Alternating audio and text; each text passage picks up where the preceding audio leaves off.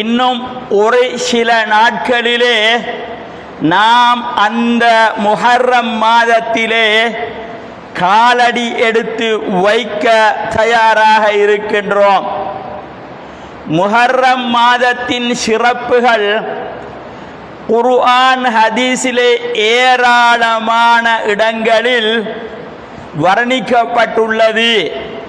அவைகளில் விசேஷமாக ரசூலுல்லாஹ் ஸல்லல்லாஹு அலைஹி வஸல்லம் அவர்களுடைய குடும்பத்தார்களாகிய அஹ்லு பைத்துகள் இந்த புனிதமான முஹர்ரம் மாதத்திலே பாராட்டப்படுகிறார்கள்.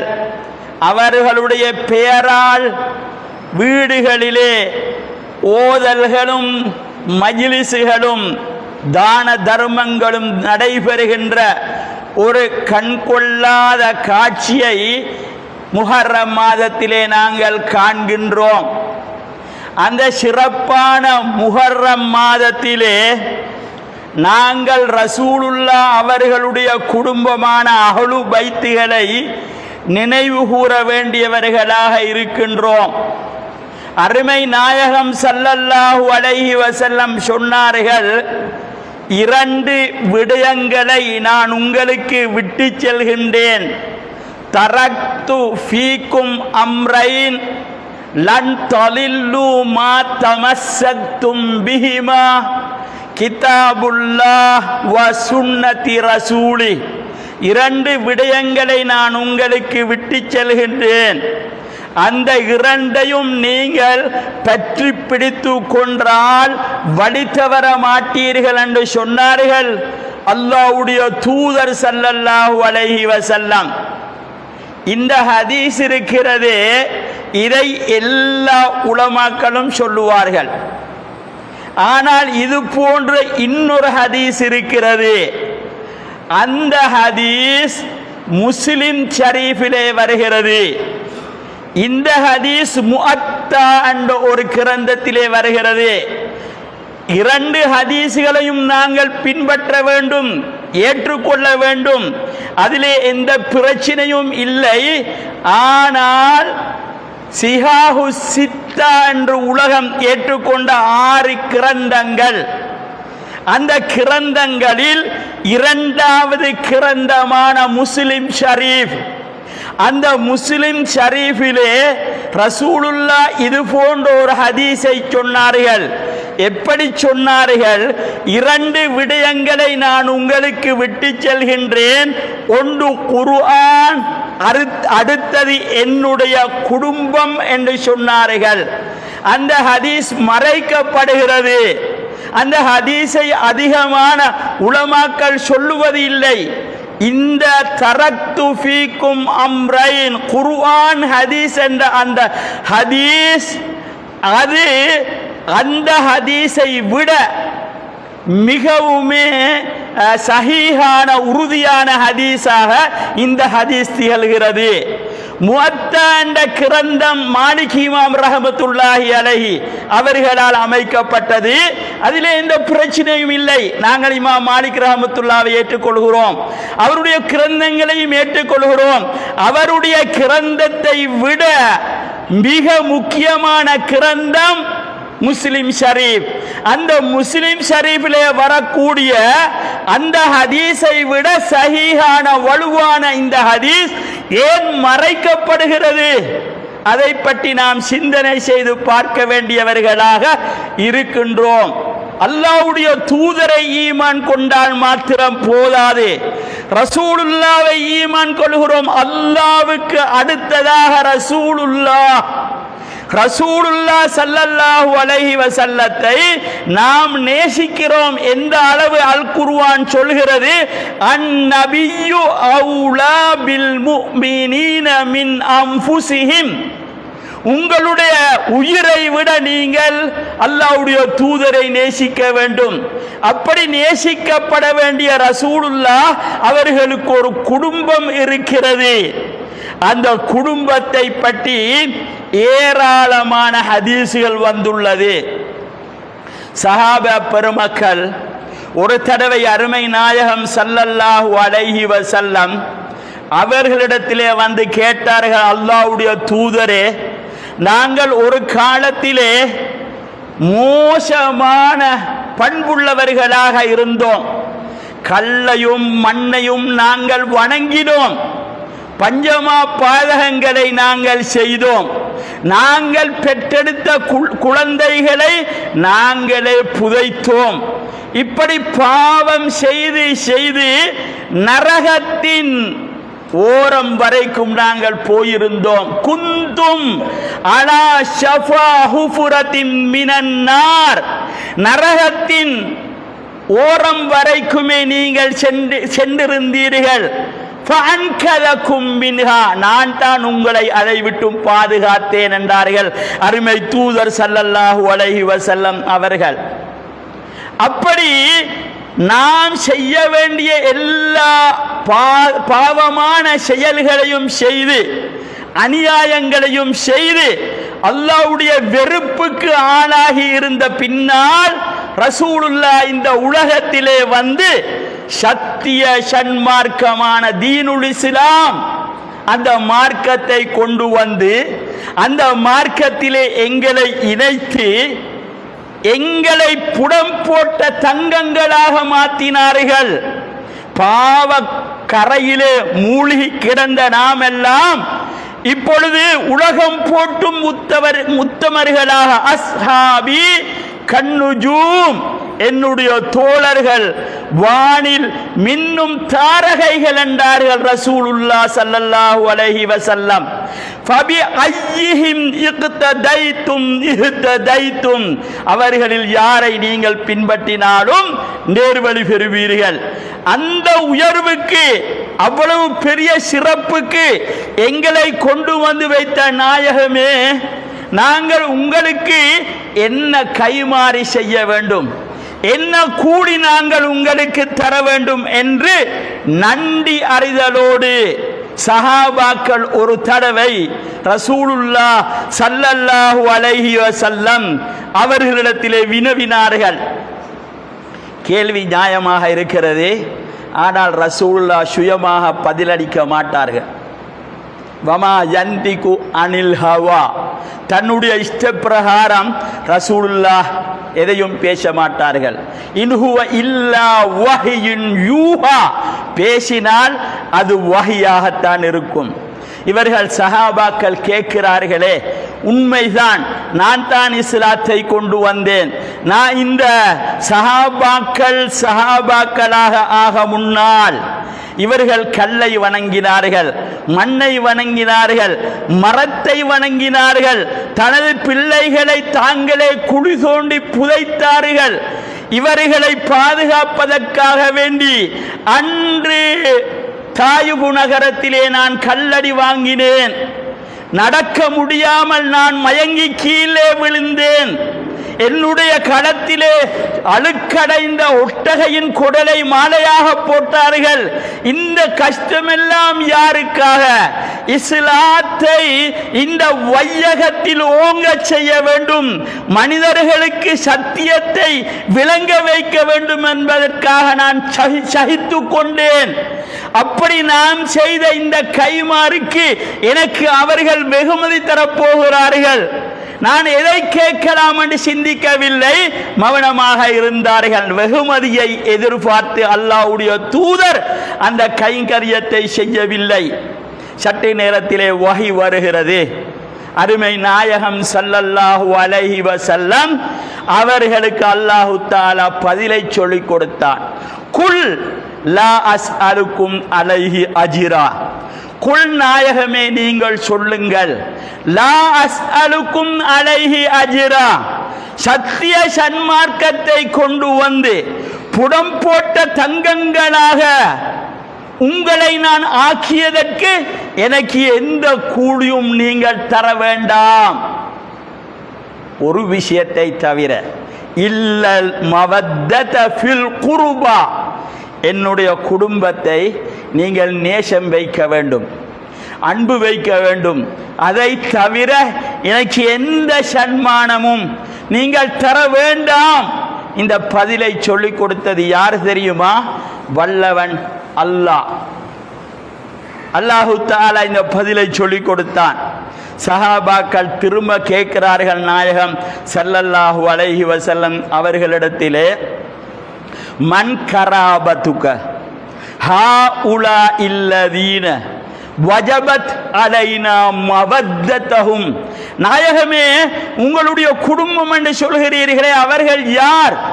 அவர்களின் மீது அன்பு செலுத்துவது எங்கள் மீது வாஜிபாகிவிட்டதே, அவர்கள் யார்? ஸல்லல்லாஹு அலைஹி வஸல்லம் சொன்னார்கள், கால அலியுன் வ ஃபாத்திமா வ வலதாஹுமா, அலி ஃபாத்திமா அவர்களுடைய பிள்ளைகள் என்ற கருத்தை அருமை தூதர் ஸல்லல்லாஹு அலைஹி வஸல்லம் சஹாபாக்களுக்கு விளக்கி சொன்னார்கள். வேறு வேறு ஹதீசுகள் வேறு கருத்துகளிலும் உண்டு. ஆனால் அருமை நாயகத்தின் பாரம்பரியத்திலே கியாமம் வரைக்குமே அஹ்லு பைத்துகள் வந்து கொண்டிருக்கிறார்கள். அவர்களை நாங்கள் மதிக்க வேண்டியவர்களாக இருக்கிறோம். ஹர்ஜ ரசூலுல்லாஹி ஸல்லல்லாஹு அலைஹி வஸல்லம் மின் பைத்தி ஆயிஷா, ஆயிஷா நாயகி ரலியல்லாஹு அன்ஹா அவர்களுடைய வீட்டிலே இருந்து ரசூலுல்லாஹ் வெளியே வந்தார்கள். ஃபமர்ர அலா பைத்தி ஃபாத்திமா, ஃபாத்திமா நாயகி ரலியல்லாஹு அன்ஹா அவர்களுடைய வீட்டுக்கு பக்கத்தால் போனார்கள். ஃபசமிய ஹுசைனன் யப்கி, ஹுசைன் ரலியல்லாஹு அன்ஹு ரசூலுல்லாஹ்வுடைய பேரப்பிள்ளை வீட்டுக்குள்ளே அழுகிறார்கள். அந்த ஓசை ரசூலுல்லாஹ்வுக்கு கேட்கிறது. ரசூலுல்லாஹ் ஸல்லல்லாஹு அலைஹி வஸல்லம் தன்னுடைய மகளிடத்திலே கேட்கிறார்கள், அலம் தஅலமி அன்ன புகாஹு யூதீனி, தன்னுடைய மகளிடத்திலே கேட்கிறார்கள், அவர் அழுகிறாரே ஹுசைன், அந்த அழுகை என்னை வேதனை செய்கிறது, அது உங்களுக்கு தெரியாதா ஃபாத்திமா என்று கேட்கிறார்கள். உடனே ஃபாத்திமா நாயகி ரசூலுல்லாஹ்வுடைய பேர பிள்ளையை சமாதானப்படுத்தி அழுகையை நிறுத்துகிறார்கள் என்று நாங்கள் ஹதீஸ் ஷரீஃபிலே பார்க்கிறோம். ஃபாத்திமா பிலதும் மின்னி, ஃபாத்திமா என்னுடைய உடலிலே ஒரு பகுதி.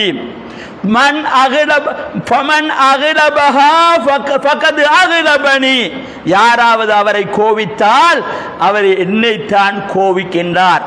வமன் ஆதாஹா ஃபகத் ஆதானி, யாராவது அவர்களை நோவினை செய்தால் அவர்கள் என்னைத்தான் நோவினை செய்கிறார்கள். ரசூலுல்லாவை யாராவது நோவினை செய்தால் அவர்கள் அல்லாஹு தஆலாவை நோவினை செய்கிறார்கள்.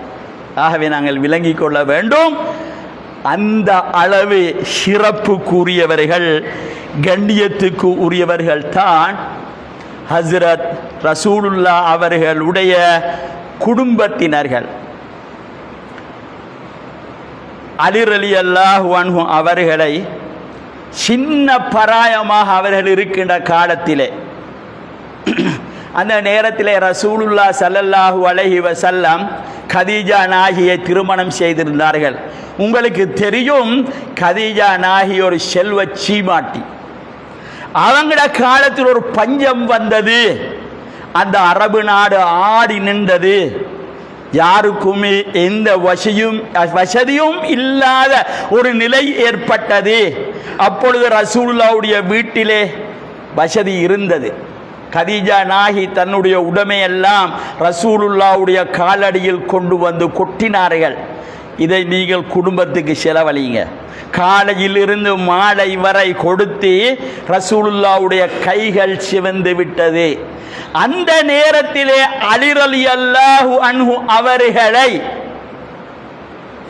பொறுப்பெடுக்க நினைக்கிறார்கள். ஏனென்றால் இந்த கஷ்டம் என்னை வளர்த்த என்னுடைய வளர்ப்பு தந்தை அபூ தாலிப் அவர்களையும் தாக்குகிறது.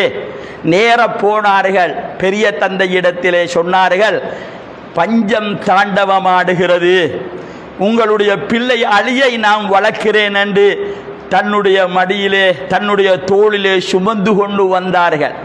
வந்து அன்னை ஆயிஷா இடத்திலே கொடுத்தார்கள், இதோ உங்களுக்கு ஒரு பிள்ளை வளர்ப்பதற்காக கொண்டு வந்தேன். அவங்க வளர்த்தார்கள். அந்த அலி ரலியல்லாஹு அன்ஹு வளர்ந்த அந்த மடி இருக்கிறது, அந்த மடியிலே தான் பின்னால் ஃபாத்திமா நாயகி பிள்ளையாக பிறந்து குழந்தையாக தவழ்ந்து வளருகிறார்கள். அலி ரலியல்லாஹு அன்ஹு வளர்ந்த மடியும் அன்னை ஃபாத்திமா நாயகி வளர்ந்த மடியும் இரண்டும் ஒன்றாக அமைகிறது. அது மாத்திரமல்ல, ரசூலுல்லாஹ் சின்னம் சிறுவனாக இருக்கும் பொழுது அபூ தாலிப் ரலியல்லாஹு அன்ஹு பொறுப்பேற்றார்கள்.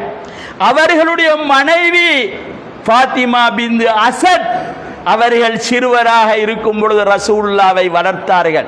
ஃபாத்திமா பின்த் அசதுடைய மடியிலே தவண்டவர்கள் தான் ரசூலுல்லாஹ். அதே மடியிலே அலி ரலியல்லாஹு அன்ஹு தவழ்கிறார்கள்.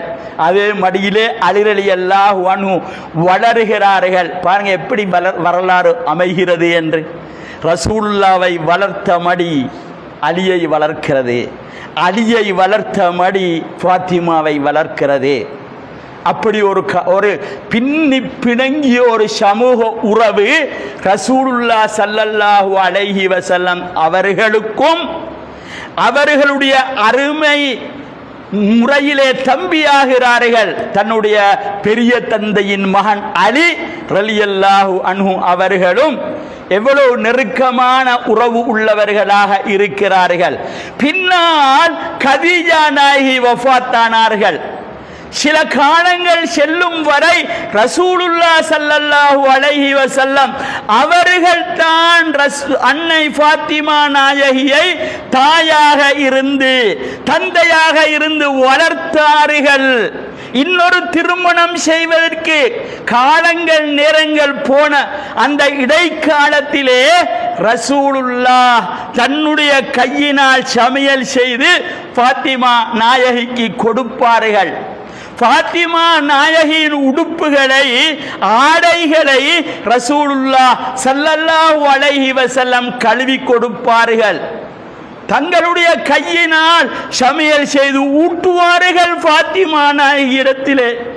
அந்த ஃபாத்திமா நாயகி இடத்திலே வீட்டிலே இருந்து பிரயாணங்கள் போகும் பொழுது ஃபாத்திமாவை முத்தம் கொடுப்பார்கள்.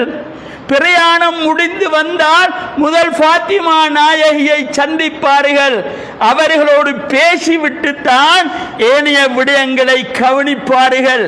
இப்படி ஏனைய மக்களை கவனிக்க அந்த நேரத்திலே தைனபு நாயகி, உம்மு குல்சூம் நாயகி, ருக்கையா நாயகி போன்றவர்களை கவனிப்பதற்கு ஆயிஷா கதீஜா நாயகி ஹயாத்தோடு இருந்தார்கள். ஆனால் இப்பொழுது அவர்கள் இல்லை. ஆகவே ரசூலுல்லாஹ் தான் தன்னுடைய மகள் ஃபாத்திமாவை தாயாக தந்தையாக இருந்து வளர்த்தார்கள். சில மனிதர்கள் கேட்பார்கள், ரசூலுல்லாஹ் அவர்கள் தங்களுடைய ஏனைய மகள்களை பற்றி சொல்லாத அளவுக்கு ஃபாத்திமா நாயகியை பற்றி ஹதீஸிலே சொல்லி இருக்கிறார்கள். ஏன் பதில் சொல்ல முடியாமல் சில மௌலவிமார்களும் தடுமாறுவார்கள்.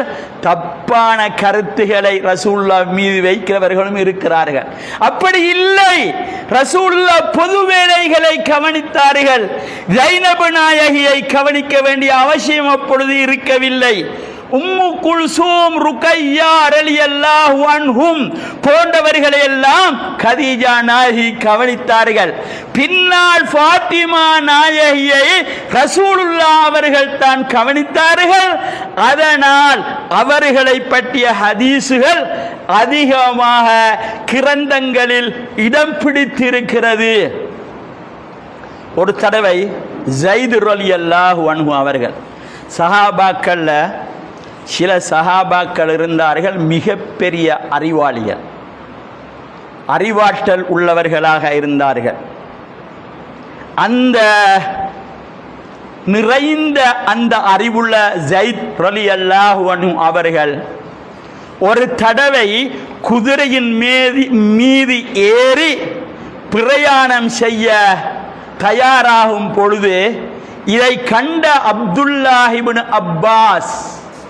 அப்பாஸ் நாயகத்துடைய மகன், ரசூலுல்லாஹ்வுடைய பெரிய தந்தை அப்பாஸ் நாயகம், அவங்களோட மகன் ஓடி வருகிறார். ஸைத் ரலியல்லாஹுடைய கையை பிடிக்கிறார். அவரை அந்த வாகனத்துக்கு மேலே ஏறி உட்கார வைக்கிறார். அவர் சொன்னார், ரசூலுல்லாவுடைய பெரிய தந்தையின் மகனே, உடுங்க, என கையை உடுங்க, நானே ஏறிக்கொள்றேன். இல்லை இல்லை, நீங்க ஏறுங்க, நான் உங்களை சிரமம் இல்லாமல் ஏறுவதற்காக நான் பிடித்து கொள்கிறேன். அவர்கள் ஏறி உட்கார்ந்த பின்னால சொன்னார்கள், அப்துல்லாஹ் இப்னு அப்பாஸ் நாயகம், பாருங்க எவ்வளவு பெரிய மாமனிதர்கள், சொர்க்கம் அவர்களை வா வா என்று அழைக்கிறது. ரசூலுல்லாவுடைய காலத்திலேயே ஃபத்வாக்கள் கொடுக்கின்ற அளவுக்கு, இஸ்லாமிய தீர்ப்புகள் கொடுக்கின்ற அளவுக்கு உன்னத அந்தஸ்திலே இருந்தவர்கள், கண்ட நின்ற விடயங்களுக்கெல்லாம் ஷிர்க்கு ஃபத்வாக்கள் கொடுக்கும் இந்த காலத்தில் நாம் சிந்திக்க வேண்டும். ஸைத் ரலியல்லாஹு அன்ஹு அவர்கள் வாகனத்திலே உட்கார்ந்த பின்னால இப்னு அப்பாஸ் நாயகம் சொல்றாங்க, உலமாக்களை, அறிவாளிகளை இப்படித்தான் கண்ணியப்படுத்த வேண்டும் என்று எங்களுக்கு ரசூலுல்லாஹ் ஸல்லல்லாஹு அலைஹி வஸல்லம் சொல்லி தந்தார்கள் என்று சொன்னார்கள். உடனே ஸைத் ரலியல்லாஹு அன்ஹு அவர்கள், உங்களோட கையை நீட்டுங்க, உங்களோட கையை தாங்க என்று எடுத்தார்கள். கையை நீட்டினார்கள், கையை முத்தம் கொடுத்தார்கள். முத்தம் கொடுத்த பின்னால் அந்த மாபெரிய அறிவாளி அவர்கள் என்ன சொன்னார்கள் தெரியுமா? ரசூலுல்லாவுடைய குடும்பத்தை இப்படித்தான் கண்ணியப்படுத்தணும் என்று எங்களுக்கு ரசூலுல்லா சொல்லி தந்தார்கள். ரெண்டு பேரும் ஒரு வார்த்தையை தான் சொன்னாங்க. அறிவாளிகளை கண்ணியப்படுத்த வேண்டும் என்று எங்களுக்கு சொன்னாங்க, ரசூலுல்லாவுடைய குடும்பத்தை கண்ணியப்படுத்த வேண்டும் என்று எங்களுக்கு சொன்னாங்க. ரெண்டு பேரும் இந்த ரெண்டு காரியத்தையுமே செய்தார்கள். இந்த ரெண்டு காரியமும் சில மனிதர்கள் சந்தேக கண்ணோடு பார்க்கிறார்கள். ஏன் அடுத்த மனிதர்களுக்கெல்லாம் மரியாதை செய்கிறது, அவரை கண்ட எலுமிரிக்கிறது, அவருடைய கையை முகக்கிறது, அவங்க இதெல்லாம் இது என்ன இது? சில மனிதர்கள் இஸ்லாத்தில் இப்படி ஒன்று இல்லை என்று நினைக்கிறாங்க. நீங்கள் ஸைத் ரலியல்லாஹுடைய வரலாறு சொன்னால் காலமிடம் கொடுப்பது இல்லை. அதே நேரத்தில் இப்னு அப்பாஸ் ரசூலுல்லாவோடு ஒரு நாள் வீட்டிலே உறங்குகிறார்கள். நடுநிசியிலே ரசூலுல்லா சிறுநீர் கழிக்க வெளியே செல்கிறார்கள். அந்த நேரத்திலே அப்பாஸ் நாயகம் விழித்துக் கொள்கிறார்கள். ரசூலுல்லா தன்னுடைய ஒரு கலா ஹாஜத்துக்காக செல்கிறார்கள். தண்ணீர் தேவைப்படும் என்று கருதிய அவர்கள் மெதுவாக எழும்பி தண்ணீர் பாத்திரம் ஒன்றை கொண்டு வந்து ரசூலுல்லாவுடைய பக்கத்திலே வைத்து விட்டு வந்து விட்டார்கள். சிறுநீர் கழித்த பின்னால் தண்ணீர் தேடி ரசூலுல்லா சில எட்டுகளை வைக்கிறார்கள். முன்னால ஒரு பாத்திரத்திலே தண்ணீர் இருக்கிறது. ரசூலுல்லா விளங்கி கொள்கிறார்கள், என்னுடைய பெரியப்பாவுடைய மகன், என்னுடைய தம்பி இப்னு அப்பாஸ், அவங்க தான் இந்த வேலையை செய்திருக்க வேண்டும். உலகம் உறங்குகிற அந்த நேரம் அல்லாஹ்வுடைய தூதர் இரண்டு கைகளையும் ஏந்தினார்கள். தனக்கு தண்ணீர் கொண்டு வந்து ஹிதுமத்தி செய்த தன்னுடைய சகோதரனுக்காக துஆ கேட்டார்கள். வஃபக்கிஹு ஃபித்தீன், நீண்ட துஆவின் ஒரு துண்டு, மார்க்க விளக்கத்தை அவர்களுக்கு கொடுப்பாயாக. அன்றைய இரவு அப்பாஸ் நாயகம் ரலியல்லாஹு அன்ஹு அவங்களுடைய மகன் உறங்குகிறார்கள். கால் விரிப்பிலே இருந்து விழிக்கும் பொழுது மாபெரிய முஃபஸ்ஸிரீனாக இன்று உலகம் என்ன சொல்கிறது? ரயீசுல் முஃபஸ்ஸிரீன், எல்லா தஃப்சீர் கலைகளுக்கும் அவர்கள் தான் தலைவராக இருக்கிறார்கள். கண்டவன் நின்றவன் எல்லாம் தஃப்சீர் செய்கிறான். ஆனால் இப்னு அப்பாஸ் நாயகத்துக்கு அல்லாஹு தஆலா கொடுத்த மாபெரிய அருள், மன் ஃபஸ்ஸரல் குர்ஆன பிரஅயிஹி தன்னுடைய இஷ்ட பிரகாரம் யாராவது குர்ஆனுக்கு விளக்கம் சொன்னால் அவன் ஒதுங்குகிற இடம் நரகம் என்றார்கள் அல்லாஹ்வுடைய தூதர் ஸல்லல்லாஹு அலைஹி வஸல்லம். ஆனால் அல்லாஹ் தஆலா தன்னுடைய அருளின் மூலமாக இப்னு அப்பாஸ் நாயகத்துக்கு அந்த மாபெரிய, அவர் ஒரு சிறு பிள்ளை, அவரை விட மிக பெரிய சஹாபாக்கள் இருந்தார்கள். யாரும் சொல்லாத விளக்கத்தை அவர்கள் சொல்வார்கள், அவர் சொன்னதை ரசூலுல்லாஹ் ஷரீஹானுவார்கள். அப்படி என்றால் அந்த உத்தமர்தான் ஒரு உலமாவை மதித்து கண்ணியப்படுத்தினார்கள். அவர் ஏன் கையை கொடுக்க வேண்டும் முத்தமிட? சிறுக்கன்னு சொல்லிக்கணுமே அப்படி சொன்ன எங்கெல்லாம் ஆதாரமிக்குதா? அவருடைய கையை கொடுத்தார்கள். ரசூலுல்லாஹ்வுடைய குடும்பத்தின் கரங்கள் அதை முத்தமிட்டார்கள். ஆகவே நாம் விளங்கி கொள்ள வேண்டியவர்களாக இருக்கிறோம். ஜுனைதுல் பக்தாதி ரஹமத்துல்லாஹி அலை பெரிய ஒரு சூஃபி மகான், விலாயத்துள்ள ஒரு கடல். அவர்கள் ஆரம்ப காலத்திலே சாதாரண மனிதராக இருந்தார்கள், மல்யுத்த வீரராக இருந்தார்கள். அவர்களை ஒரு அரசன் தன்னுடைய அந்தஸ்தின் கீழ், கையின் கீழ் மல்யுத்த வீரராக வைத்துக் கொண்டார். அவர் உலகத்துக்கு ஒரு அறிக்கை விட்டார், என்னிடத்திலே ஒரு மல்யுத்த வீரன் இருக்கிறார், அவரோடு யாராவது மோத விரும்பினால் வாருங்கள், வெற்றி பெற்றால் சன்மானம் தருவோம். எத்தனையோ பேர் வந்தார்கள், தோல்வியோடு போனார்கள். அந்த நேரத்திலே ஒரு சாதாத், ஒரு அஹ்லு பைத், ரசூலுல்லாஹ்வுடைய குடும்பம், அவர் பார்க்கிறார், நான் போய் அந்த ஜுனைதுல் பக்தாதி இடத்திலே சொல்ல வேண்டும் நான் யார் என்று, அவர் என்னோட எப்படி நடந்து கொள்கிறார்னு பார்ப்போம். அப்படி என்றால் என்ன வெற்றி பெற செய்தால் எனக்கு சன்மானம் கிடைக்கும், எனது கஷ்டங்களுக்கு அது லேசாகவும் இருக்கும் என்று நினைத்து கொண்டு அவர் அந்த யுத்தத்துக்கு விரும்புகிறார். அரசரிடத்திலே போய் சொன்னார், நான் உங்களுடைய மல்யுத்த வீரனோடு பொருந்துவதற்கு தயார். சரி, அதற்குரிய நேரங்காலங்கள் ஒதுக்கப்படுகிறது. மைதானத்திலே மக்கள் அணிதிரள்கிறார்கள். மக்கள் வெள்ளம் அணிதிரண்டு இருக்க அந்த சாதாத் வருகிறார், ஊதினால் பறந்து போகும். ஜுனைதுல் பக்தாதி அவ்வளவு வல்லமையுள்ளவர்கள். அவருடைய காதிலே வாயை வைத்து ஏதோ சொன்னார். யுத்தம் ஆரம்பமாகியது. ஜுனைதுல் பக்தாதி தோத்து போய்விட்டார். நம்ப முடியாதென்று திரும்ப அவர்களை மோதவிட்டார்கள், திரும்ப தோத்து போய்விட்டார்கள். பரிசுகளை கொடுத்து அவர்களை சாதாத்தை அனுப்பிவிட்டு ஜுனைதுல் பக்தாதிக்கு விசாரணை. அவர் சொன்னார், என்ன நடந்தது என்று கேட்கும் பொழுது, என்னோட மோத வந்தவர் யார் தெரியுமா? அஹ்லு பைத். நாங்கள் மௌலானா என்று சொல்லுவோம், சாதாத் என்று சொல்லுவோம், எல்லாம் தலைவர்கள் என்ற கருத்து. ஆகவே அப்படி ஒருவரை நான் எப்படி அடிக்கலாம்? ஆகவே நான் அடிப்பது போன்று பாஷாங்கி செய்தேன். அவர் வெற்றி பெற்றார், நான் தோல்வி பெற்றார். எப்படி ரசூலுல்லாஹ்வுடைய குடும்பத்தை நான் என்னுடைய கரங்களினால் அவர்களுடைய மேனியிலே எப்படி நான் கைதிட்டலாம்? அவர் அழுதார். அன்று அவர் உறங்கினார். காலையிலே எழும்பும் பொழுது அல்லாஹ் அவர்களை வழியாக விலாயத்துள்ள மாபெரிய மனிதனாக எழுப்பினார். இந்த உலக செல்வங்கள், உயர்வுகள், சிறப்புகள் எல்லாம் அடுத்து எறிந்தார். சூஃபி மகானாக மாறி இந்த உலகத்திலேயே பாராட்டப்படுகின்ற மிகப்பெரிய விலாயத்துக்குள்ள ஜுனைதுல் பக்தாதி ரஹமத்துல்லாஹ் எப்படி அந்த பதவிக்கு போனார்கள்? அஹ்லு பைத்துகளை மதிப்பதன் மூலம். இது போன்று ஆயிரம் ஹதீஸுகளை நாம் சொல்லலாம். ஆகவே யா அல்லாஹ், புனிதம் நிறைந்த முஹர்ரம் மாதம், நாம் அந்த மாதத்தை சந்திக்க இருக்கிறோம்.